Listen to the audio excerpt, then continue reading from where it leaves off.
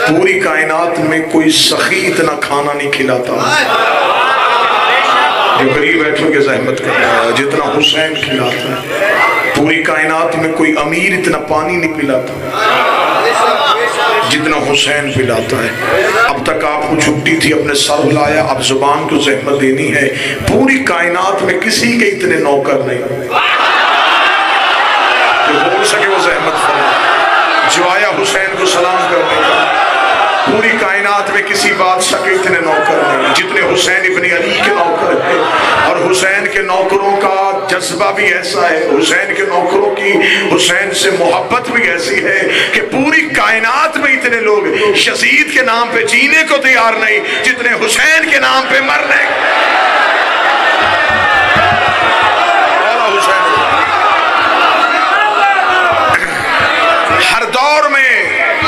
हर दौर के यजीद ने कोशिश की शायद हुसैन छूट जाए। हुसैन उभरता गया, हुसैन निखरता गया, इतना उभरा हुसैन, इतना उभरा हुसैन। आज हर मुसलमान की मजबूरी है हुसैन।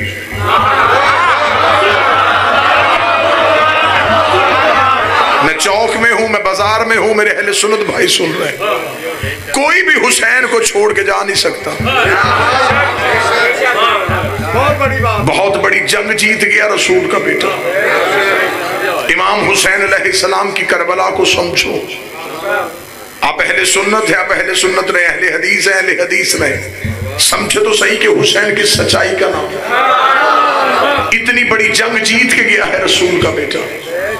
वाजिबुल एहतराम काबिल सद एहतराम की काबा सरकार अलामत सैयद हैदर नकवी साहब बड़े बेहतरीन अंदाज से मुदल्लल तरीके से आपको जिक्र हुसैन इब्न अली सुनाएंगे। चंद तालिब इल्माना सी बातें आपकी गोश गुजार करना चाहूंगा। पूरी दुनिया में इमाम हुसैन अलैहिस्सलाम ने कैसा नक्शा खींचा। आज कोई मुसलमान इस पोजीशन में नहीं कि वो कहे कि मैं हुसैन को छोड़ दूं। आज हर कोई कहता है कि हुसैन और यजीद की जंग में हुसैन सही थे, यजीद गलत था। लेकिन मेरे अहले सुन्नत भाई एक कदम थोड़ा आ गया, सिर्फ यजीद गलत नहीं था,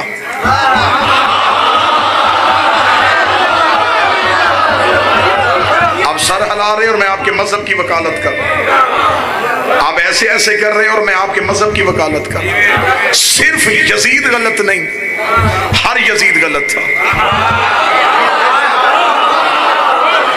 किसी जगह पे कोई कत्ल हो तो पहला सवाल फौरन होता है इनकी आपस में दुश्मनी क्या थी। एक लम्हे के लिए बाजार में आ ही गए हो तो आज तय करते हैं हुसैन और यजीद की दुश्मनी क्या थी। इमाम हुसैन ने न तख्त मांगा, न हुकूमत मांगी, न जगीर मांगी, फिर क्या था? यजीद चाहता था हुसैन बैयत करे और हुसैन कहते थे मैंने नहीं करना।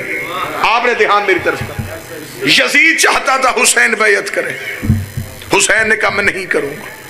अब मौलवी से पूछे इनमें से सही कौन था, वो कहेगा हुसैन, गलत कौन था, वो कहेगा यजीद। इसका मतलब तू पहले ही जीने पे मान गया कि जो मासूम से बैयत मांगे वो गलत होता है।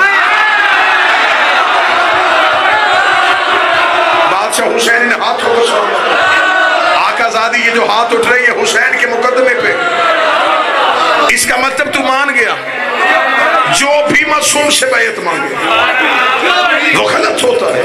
अब आज के बाद मेरा सुन्नी भाई तहकीक करना, जिसने हसन से बैयत मांगी वो भी गलत था, जिसने अली से बैयत मांगी वो भी गलत था। दूसरा, तफ्तीश करने वाले अदारे सवाल करते हैं कि कातिल और मकतूल की दुश्मनी नई थी या पुरानी थी। ऐसा है या नहीं? ये इनकी दुश्मनी थी या पुरानी है? मैंने तारीख की आंखों में आंखें डाली तो मुअर्रख के चेहरे पे पसीना आ गया। मैंने कहा क्या हुसैन और यजीद की दुश्मनी नई थी? उसने कहा नहीं, पुरानी थी। मैंने कहा क्या पुरानी थी? उसने कहा यजीद के बाप की हुसैन के बाप से भी जंग हुई थी। खोज तो निकालो, कत्ल कहां से निकल रहा है, कत्ल की वजह क्या है? यजीद के बाप और हुसैन के बाप में भी आपस में जंग हुई थी, जिस जंग को मुसलमान ने फरामोश कर दिया कि हम नहीं मानते इसमें कौन हक में था कौन गलत था, हम इस पे बहस नहीं करते। अगर तुमने उस जंग में बहस नहीं की तो तुमने यजीद को गलत क्यों कहा?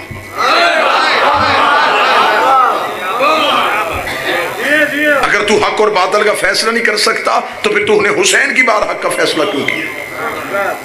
जब मैंने मुअर्रख से पूछा क्या यजीद के बाप और हुसैन के बाप की दुश्मनी जाती थी, तारीख के कदम लड़खड़ाने लगे।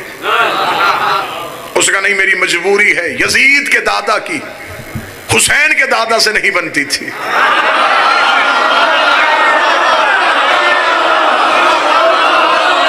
इसका मतलब दुश्मनी नहीं तो नहीं, दुश्मनी पुरानी थी। यजीद का दादा हुसैन के दादा का मुखालिफ था। मैंने कहा चल मुझे बता इस मुखालफत की वजह। तारीख ने कहा इस मुखालफत की वजह ये थी, यजीद का दादा चाहता था कि रसूल कलमा हक ना बुलंद करे। हुसैन का दादा चाहता था कि मोहम्मद रसूलुल्लाह पढ़ा जाए। मैंने कहा अच्छा तो इसका मतलब है कि लड़ाई की वजह मोहम्मद रसूलुल्लाह था, उसका दादाओं के दरमियान मोहम्मद रसूलुल्लाह था। लेकिन जब बात हुसैन के बाप और यजीद के बाप पे आई तो फिर मौजू अली वलीउल्लाह था।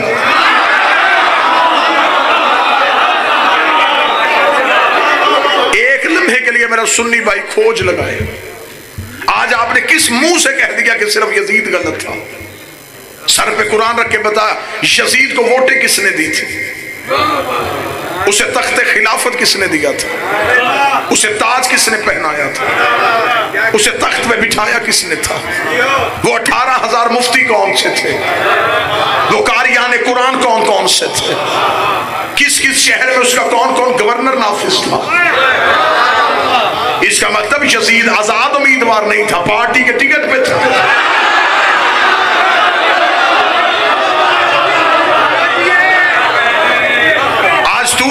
हुसैन सही यजीद गलत। सिर्फ हुसैन सही नहीं, सारे हुसैन सही। किबला हैदर नकवी साहब तशरीफ फरमाए, मुझे मजहब आले मोहम्मद की कसम है सिवाय शियों के कोई यजीद पे लानत कर ही नहीं सकता।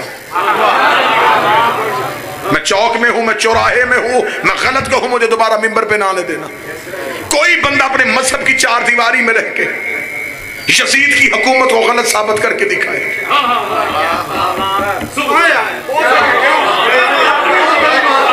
हमारी आंखों में धूल न झोंको कि मुहर्रम के दिनों में काले कपड़े पहन के हुसैन नहीं बन जाओ। हुसैन सही कहने के लिए कई गलत कहने पड़ते हैं।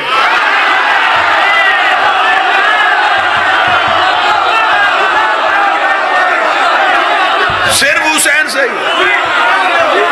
बस हुसैन सही नहीं। हक का साथ देना तो मेरा सुन्नी भाई पूरा दे। मैं चौक में खड़ा हूं, इतनी खुली बात करने लगा हूं, इसके बाद कोई सोचने की गुंजाइश नहीं रहे। कोई बंदा अपने मसलक की चार दीवारी के अंदर यजीद की हुकूमत गलत साबित करके दिखाए। मैं जुमला तब्दील करने लगा हूं, यजीद पे लानत करने के लिए अली वलीउल्लाह पढ़ना जरूरी है। मौला हुसैन ने हाथों को सलाम। कैसे हुकूमत गलत थी यजीद की? मेरे बाद भी मैं ही हूं, इनकी ताईद हासिल करना चाहूंगा। मेरे हम अकीदा है यजीद की हुकूमत कैसे गलत थी। आप बताएं, आपने नबी के बाद खिलाफत का पहला असूल क्या अपनाया था? मुसलमानों ने नबी के बाद खिलाफत का पहला असूल बनाया था अजमाए उम्मत। तुमने वोटों के जरिए नबी का खलीफा बनाया था। अगर तुमने नबी का वोटों से खलीफा बनाया तो यजीद के पास वोटें थी। क्या यजीद को वोटें नहीं पड़ी? यजीद को भी वोटें डाली गई। पहले खलीफा को तो सिर्फ मदीने के लोगों ने खलीफा बनाया था।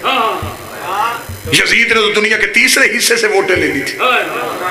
तो अगर मदीने के लोगों का बनाया खलीफा ठीक हो सकता है, तो दुनिया के 3 हिस्से से जिसने वोटें दी हो वो खलीफा क्यों नहीं हो सकता? तुम्हारे पास खिलाफत का दूसरा असूल है, पहला जाता हुआ दूसरे को नामजद करके जाए तुम उसे भी मान लेते हो। यजीद के पास ये असूल भी था। उसे उसका बाप जाता हुआ नामजद करके गया था। अगर नामजद किया ठीक हो सकता है तो फिर यजीद की हुकूमत गलत की। तुम्हारे पास खिलाफत का तीसरा असूल शूरा कमेटी, तुम 6 बंदों की कमेटी के फैसले के साथ भी नबी का खलीफा बना लेते हो। यजीद के पास ये असूल भी था, इसे 6 बंदों की कमेटी नहीं 18,000 मुफ्तियों से फतवा ले लिया था। तो फिर आज मौलवी किस मुंह से कह रहा है हुसैन सही है यजीद गलत है, हुसैन सही है यजीद गलत है? कब्र की 4 दीवारें हैं, कफन में जेब कोई नहीं, कब्र में अलमारी कोई नहीं, मर जाना है, फरिश्ते रिश्वत नहीं लेते। हक की बात कर, हक की बात अपने बच्चों को सुना के जा। अगर हक सुनाना तो पूरा सुना, मान के हुसैन सही था, अजमा गलत था, हुसैन सही था, नामजद करना गलत था, हुसैन सही था, कमेटी बनाना गलत थी। तुझे आखिर में मानना पड़ेगा गदीर सही था, सकीफा गलत।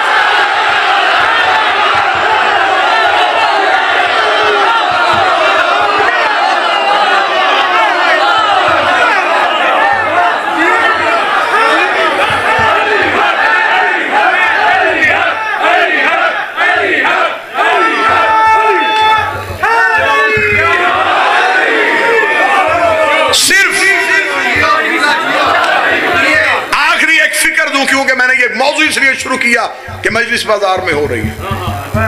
अहले सुन्नत भाई रात सोचना जरूर, सुबह तक सोचना। इमाम हुसैन अलैहिस्सलाम ने इनकार किया, मैं बैत नहीं करूंगा। उस दौर के मुसलमानों ने किसका साथ दिया? तू हमें कहता शियों ने कत्ल किया, उस टाइम तो शिया नहीं थे।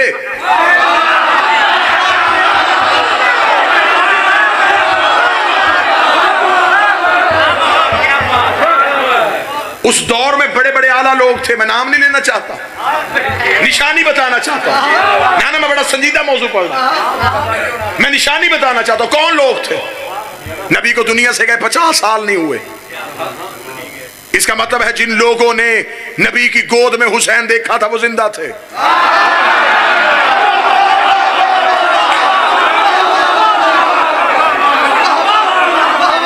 जिन लोगों ने नबी की पुष्ट पे हुसैन देखा था वो जिंदा थे। जिन्होंने नबी की जुबान से हुसैन मिन्नी वाली हदीस सुनी थी वो जिंदा थे। जिन्होंने ईद वाले दिन नबी को कांधों पे हुसैन देखा था वो जिंदा थे। जब वो जिंदा थे उन्होंने हुसैन का साथ क्यों नहीं दिया? अगर तू कह दिया था मुझे 72 में दिखा।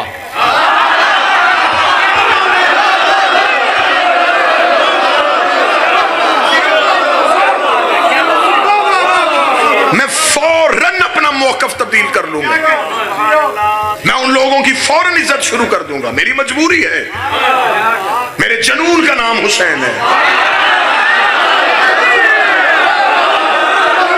मेरे इश्क का नाम हुसैन है। मुझे तो हुसैन की फहरिस्त में वो बंदों के नाम दिखे, मैं फौरन उन्हें मानूं। अगर वो 72 में नहीं, इसका मतलब वो लाखों में है। अगर वो लाखों में है तो आप बता किसने मारा है?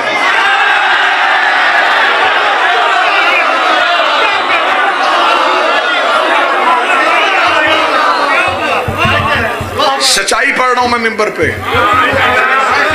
दांतों को पसीना आता है ये हकाइक पढ़ने के लिए, लेकिन मुझे कोई डर नहीं। हमें हथकड़ी का खौफ किया, हमें तो माए बचपन में कड़ी पहना देती।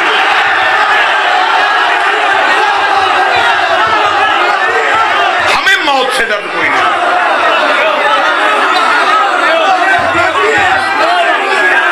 बिस्मिल्लाह। किसी को आ जाती है नींद, हमें मरने से डर नहीं, मरने से वो डरता है जो जीना चाहता हो। मौत तो हमारी पीर से मुलाकात का बहाना है, हम तो रहबर से मिलना चाहते हैं। लेकिन हकाइक मेरे सुन्नी भाइयों सुनो, समझो और इनका सामना करो। उस दौर के मुसलमान कहां थे? यह भी नहीं हुआ कि इमाम हुसैन का कत्ल अचानक हो गया कि 26 रजब को हुसैन ने इनकार किया, 28 रजब को कत्ल हो गया। नहीं, 26 को इनकार किया, 28 को वतन छोड़ा। वो लोग मदीने में थे, हुसैन के साथ क्यों नहीं निकले?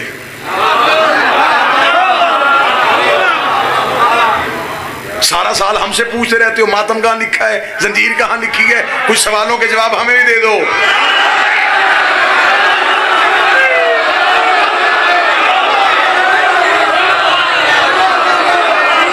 और हम इतने सादा लोग हैं, चिट्ठ आती है फौरन जवाब शुरू, मातम यहाँ लिखा है, मातम वहां लिखा है, तूने करना कर, नहीं करना ना कर।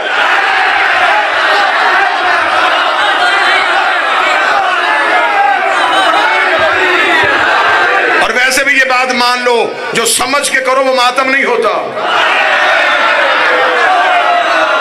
हाँ,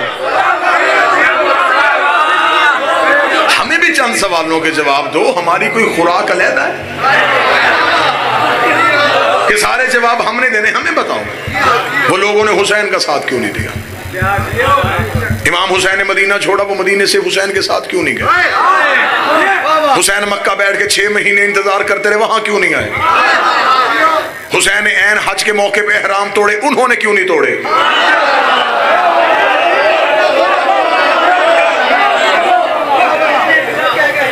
26 रजब को इनकार हो रहा है, हुसैन ने कहा नहीं करूंगा। और क्या कहने मेरे बादशाह तेरी नहीं के, हुसैन ने कहा नहीं करूंगा। वलीद ने यजीद को लिखा, एक हुसैन कह रहा नहीं करूंगा। हुसैन दरबार से निकले तो 72 ने कहा नहीं करेंगे।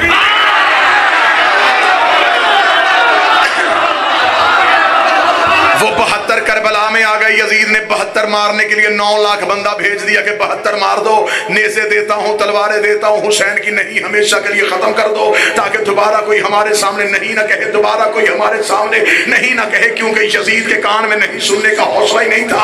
उसने 72 नहीं के जुर्म में कत्ल कर दिए, लेकिन 72 का कत्ल होना था, वो नहीं करबला से ऐसे ऊपरी, वो कायनात के कोने कोने में चली गई। अब वो नहीं हमारे खमीर के अंदर आ गई है। अब हमें बंदे कहते मैनस ना करवाओ, हम कहते नहीं करवाएंगे, मातिम ना करो, नहीं करेंगे, जंजीर ना मारो, नहीं मारेंगे।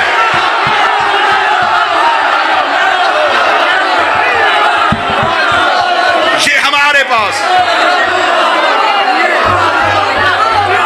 ये है हमारे पास हुसैन की नहीं, हमारी नहीं तुम हाँ में नहीं बदल सकते। जुलूस रोको, नहीं निकालेंगे, मातम छोड़ो, जंजीर ना मारो, अलीउन वलीउल्लाह ना पढ़ो,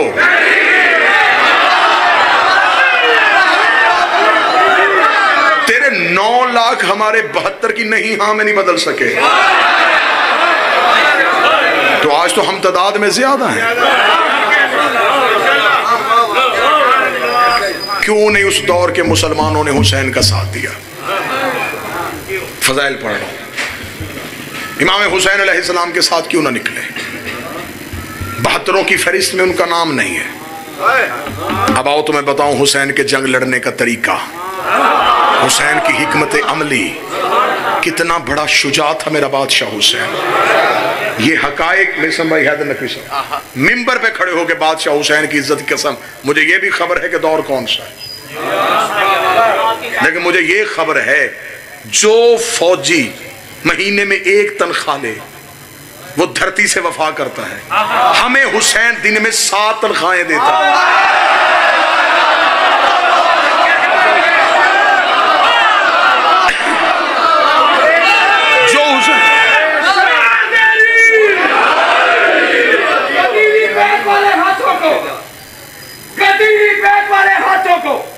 बुलंद करके कुरान पढ़ो,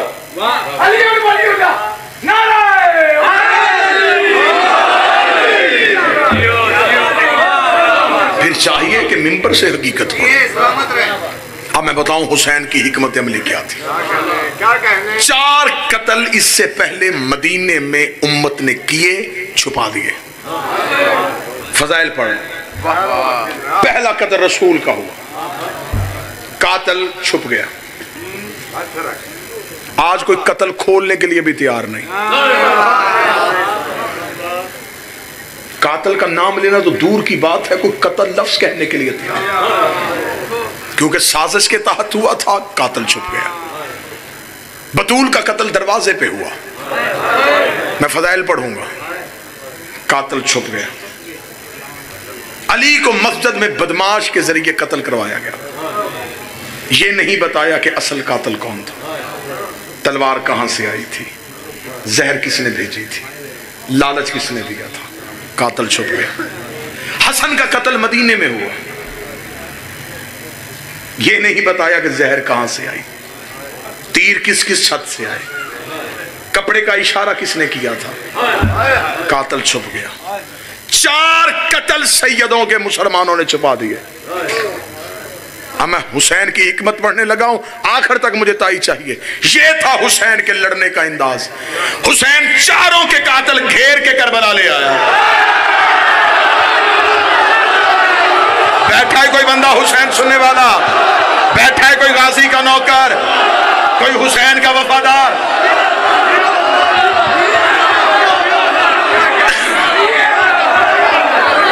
चारों के कातिल घेर के हुसैन यूं करबला में खड़े किए।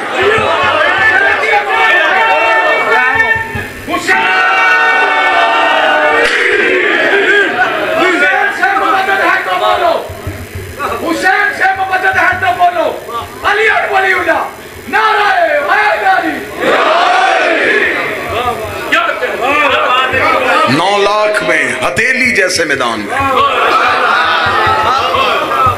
हुसैन ने किसी को झाड़ी का सहारा लेने का भी मौका नहीं दिया।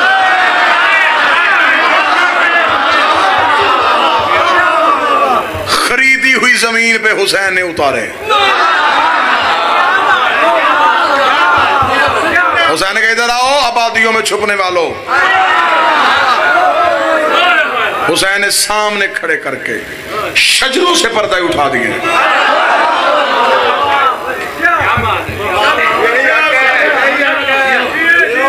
जब 72 हुसैन के साथ आए थे, हुसैन ने उधर की जंग की हिकमत अमली बदली, इधर हुसैन ने करम की पॉलिसी भी बदल दी।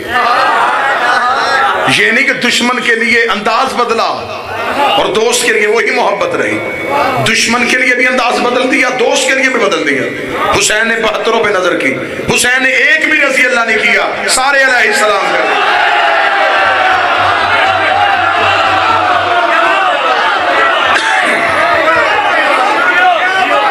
हुसैन ने कोई किसी कबीले से उठाया, कोई किसी कबीले से उठाया, कोई किसी कबीले से उठाया। हुसैन का साथ देना है तो फिर हुसैन का खुल के साथ दो। मरना है, सांसों का यकीन कोई नहीं, हलक में जो डोरी।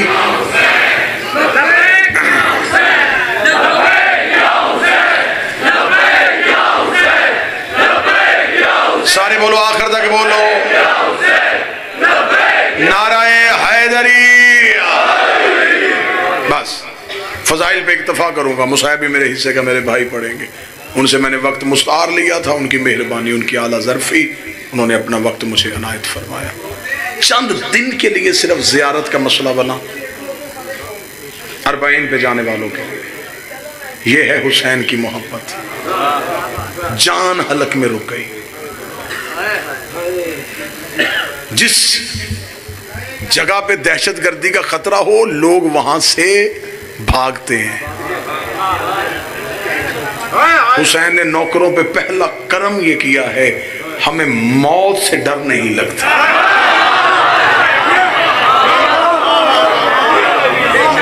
बड़ी साजिश हुई, बड़ा मनफी प्रोपेगेंडा हुआ, वहां ये हो जाएगा, वहां ये हो जाएगा। एक भी काफिले सलार से एक भी जायर ने पासपोर्ट वापस नहीं मांगा।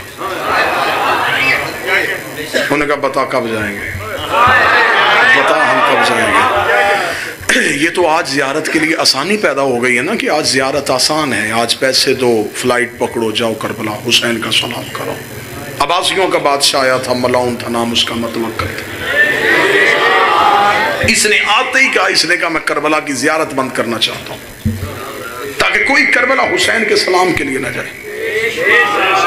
इसके मशीरों ने इसे कहा कि हर दौर की हुकूमत ने बड़ी कोशिशें की हैं, कब्र हुसैन पे हल चलाए गए हैं, फुरात का पानी छोड़ा गया है, ज़ियारत हुसैन नहीं रुक रही। इसे कहा मैं पॉलिसी तब्दील करता हूं, टैक्स इतना लगा दो कि कोई भी हुसैन का नौकर इतनी महंगी जियारत सुन के करबला जाने का सोचे भी ना। अगले दिन ऐलान हो गया, टैक्स बढ़ गया है जी, जो जियारत हुसैन के लिए जाएगा इतना टैक्स सरकारी खजाने में जमा करवाएगा। अगले दिन अब्बासी बादशाह के तख्त के सारे पाए टूट गए जब उसने देखा उसके शहर की सबसे गरीब औरत सबसे पहले आ गई।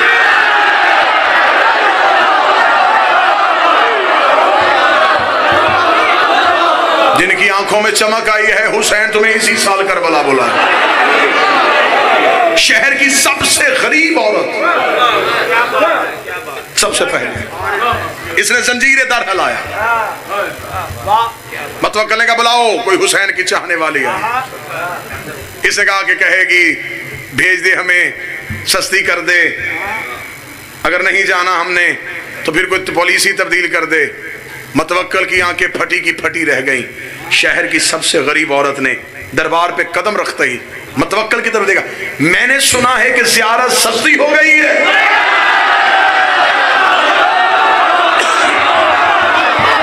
उसने कहा बीबी शायद तूने मुनादी की निदा नहीं सुनी, मैंने तो ज़ियारत महंगी कर दी है, टैक्स में इजाफा हो गया है। इतना कहना था, बुढ़िया देख रही, जल्दी बता कितना, जल्दी बता कितना टैक्स हुआ है। उसने बताया, जल्दी से उसने चादर की गिरह खोली, उतने ही दिरहम निकाले, मतवक्कल के सामने फेंक दी। अब मैं जाऊं करबला, अब मैं जाऊं करबला। उसने कहा रुक रुक बुढ़िया, ये कहां से लेके आई है? मुस्कुराए, जिसने बुलाया है उसी ने दिए। बुलाया भी हुसैन ने, ये दिनार भी हुसैन ने दिया।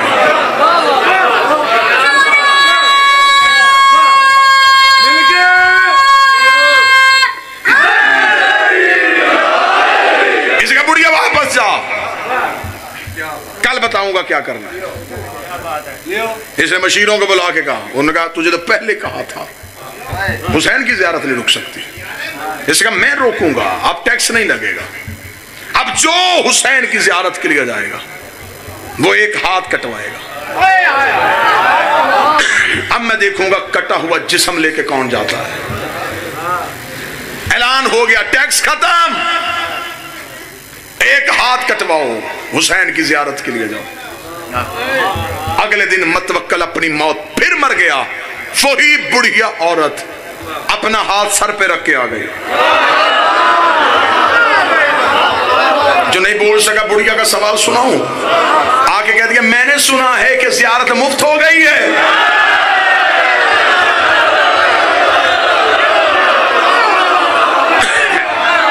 मैंने सुना है कि अब तू पैसे नहीं मांग रहा। उसका बुढ़िया हाथ कटवाना है, वो कहती लेके आई। उसका सर पे क्यों रखा है? उसने कहा ये हुसैन का हो गया है। जो चीज हुसैन की हो जाए वो हम ऊंचाई पे रखते हैं। इनका बाजू काटो बुढ़िया का, जला दे, तलवार खींची, हाथ काटा। कहती जाऊं करबला? कहेगा ना ना ना, बायां भी कटवाओ, मैं देखूंगा तू ज़ियारत हुसैन के लिए जब तक रुकेगी नहीं, मैं जुल्म नहीं रोकूंगा। इसे चला सका, बाया बाजू काट। उसे बाया बाजू काटा, दोनों बाजू कटे हुए हैं। बुढ़िया देख दी, अब तो कह दे जाऊं करबला। उसका पांव काट बुढ़िया का, उसने पहला पांव काटा। बुढ़िया ने एक पांव पे हारा, कह दिया अब मैं जाऊं करबला। इसका दूसरा पांव काट, दूसरा पांव काटा, दोनों बाजू, दोनों पांव। इसका फेंक बुढ़िया को बाहर, ताकि आज के बाद कोई हुसैन का नाम न ले। जख्मी बुढ़िया को सिपाहियों ने उठा के दरबार से बाहर फेंका। जमीन पे गिरने से पहले एक घोड़े सवार ने हाथों में उठाया। बुढ़िया मतवक्कल को देखकर, तेरा शुक्रिया, पहले चल के जाना था, अब वो लेने आ गए। सारे बोलो मिल के हैदरी।